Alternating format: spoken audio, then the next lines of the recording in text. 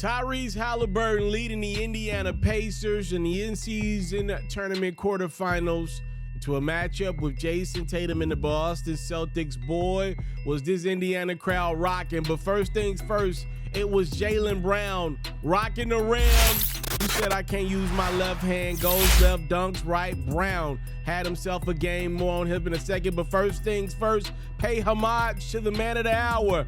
Halliburton starting the Pacers run in the third quarter with a three. But here's more JB. Jaylen Brown had 30 points to help the Celtics keep their lead, but Halliburton had other plans. Tyrese Halliburton. And then Miles Turner on the inside taking advantage of the Celtics not having Kristaps Porzingis in this one. Tatum had himself a game just like his guy Brown. 32 points, 12 rebounds for Tatum. But all in all, Halliburton just said, this is my moment. Benedict Mathurin joining his guys' momentum. The Pacers are now up 5 in the fourth and cooking off the miss. How about Brown? What can Brown do for you? Well, in this one, he tied the game up at 94. It's a 1-point game 4 minutes to go. It's Halliburton putting one of the best defenders in the league in a spin cycle. He nails the three over Drew, other end. Tatum's got the response. We're tied at 105. From there, Halliburton asks Boston, may I have this dance? We're calling it the Boston TY party because it's Halliburton nailing the three. And then Buddy Hield joins the fun because it really ain't no fun if the buddy can't get none. The Indiana Pacers close this game out on a 17-7 run as Aaron Nesmith throws down the dunk. Tyrese Halliburton notches his first ever triple-double, 26 points, 13 rebounds, 10 assists. Pacers win this one by 10.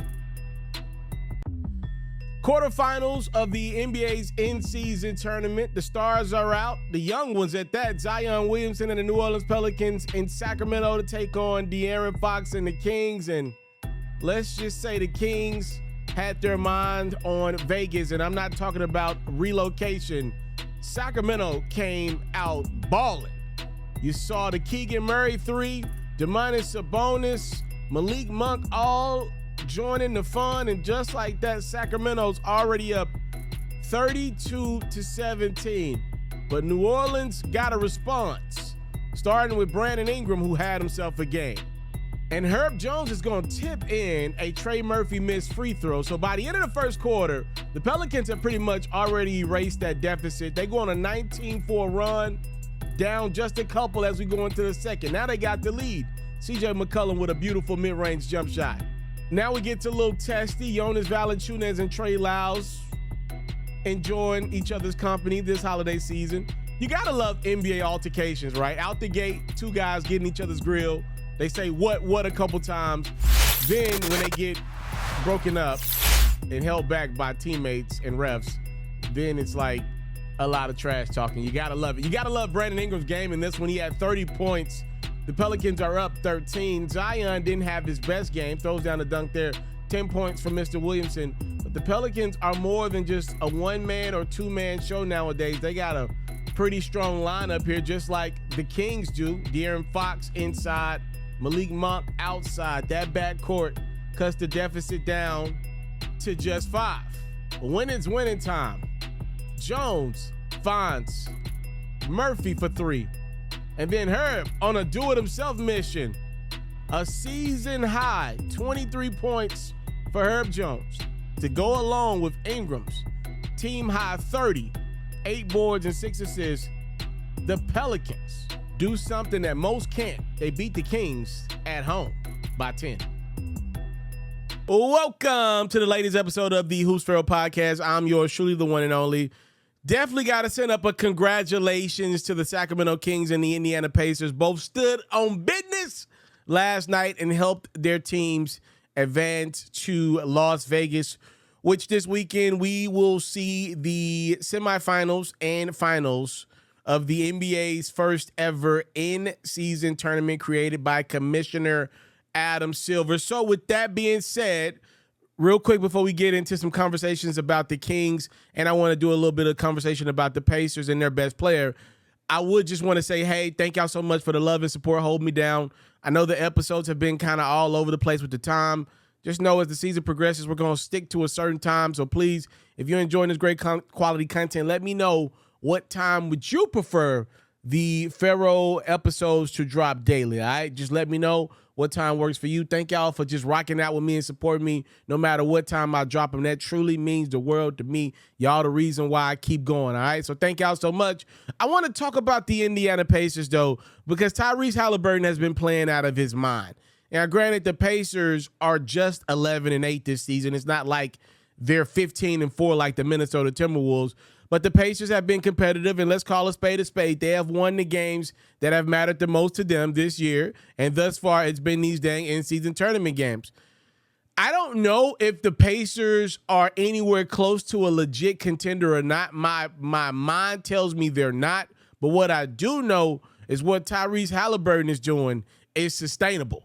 Like, this dude is lighting the league up right now. I could argue that him alongside Trae Young, to me, are the Eastern Conference all-star starting guards if the all-star game today. Well, today, and let's keep in mind what's in the East. No disrespect to guys like Jalen Brunson, who's having another fantastic start to a season. Dame Dollar is in the Eastern Conference nowadays. And, look, I know Lillard had not gotten off to the greatest of start with the Milwaukee Bucks. He's had some ups and some downs. He's still Dame. He still can walk into a game and give you 25 points in his sleep. You got other guards. Donovan Mitchell's having another good scoring campaign in the East. But to me, Tyrese Halliburton and Trae Young are easily the best playing guards right now. LaMelo would have been in this conversation if not for his injuries. They've been killing it right now. And I know there are going to be people out there that say, man, the Pacers ain't for real. The Pacers just playing hard because them boys trying to get a couple extra dollars in their pocket. Well, yeah, as they should.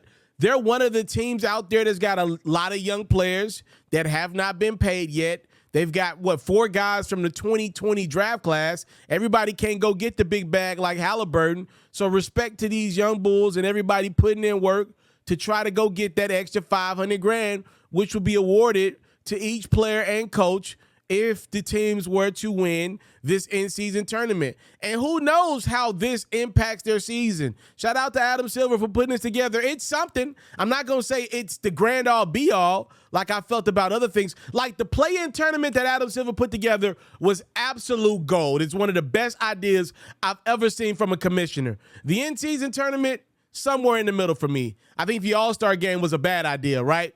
The in-season tournament somewhere in the middle for me. The Kobe Bryant formatted All-Star game, rest in peace to the late great. I ain't a fan of that one. Going to one target score, I haven't been a fan of that one. I'm in the middle on the in-season tournament. Play in at the end of the season is incredible. That's how I feel. With that being said, so what? The Pacers are playing really hard in November or December for money. Whatever gets these guys motivated to play basketball before the clock strikes the new year, I support it. And who knows how the Pacers season goes if guys are able to win this freaking in-season tournament. I didn't have them winning. I had the Boston Celtics winning the darn thing. Who knows how it's able to go if they're able to get $500,000 more in their pockets. Guys feeling better about themselves. Christmas goes a little better with a new Richard Mille on your wrist, right? Like with a new Balenciaga fit on your body, a new whip.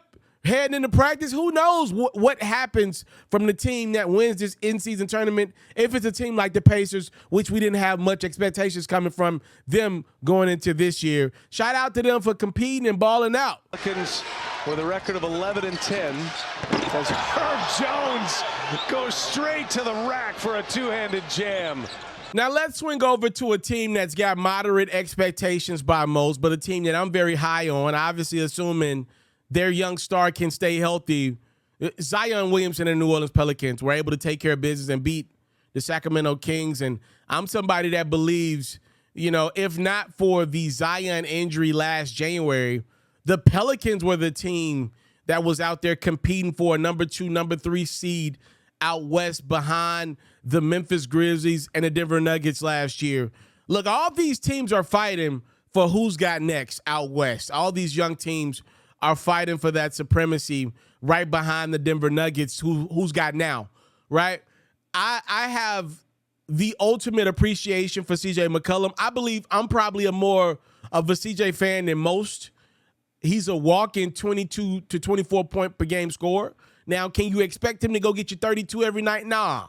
But you can expect that 22 points every single night, and that's critical, not just in big games, but on a random Tuesday night in Detroit, on a random Saturday night in Dallas. You can still count on CJ McCollum to go get you 22, 24 points. You can't count on Zion in Dallas for obvious reasons out there. Come on now. But anywho, shout out to the Pelicans for taking care of business in Sacramento. That is not an easy place to win a basketball game.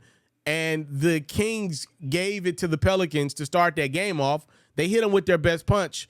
The Pelicans not only absorbed it, but they erased the deficit by the end of the first quarter and pretty much took care of business from there on out the rest of this basketball game. So shout out to the Pelicans. And it ain't been about Zion only this year. If I'm being honest with you, the Pelicans have, pretty much entered this season with a much more methodical team approach to how they want to play basketball. This ain't been about Zion. He's had a couple of games, but mostly it's been about whomever's got it going. A lot of guys don't talk about how effective Herb Jones has been. Now with Murphy back in that lineup, he's going to get shots up. This is a well-rounded squad that's got pretty decent expectations, assuming they got their big fella there. And by the way, I like Jonas Valanciunas, and Brandon Ingram's a guy that has always been an effective scorer. The Pelicans think they for real. We shall see. Congratulations to them on winning their in-season tournament game. They will now face the winner of the Lakers-Suns matchup.